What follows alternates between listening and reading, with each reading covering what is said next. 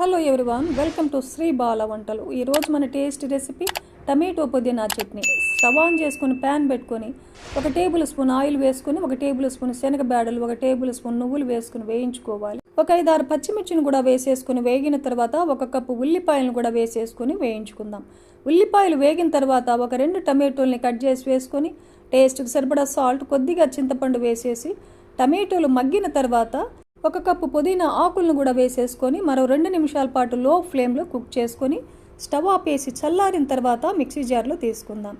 ఒక 4-5 వెల్లుల్లిపాయలను కూడా వేసేసుకొని తగినన్ని వాటర్ వేసి మెత్తగా మిక్సీ పట్టి గిన్నెలో తీసుకోవాలి.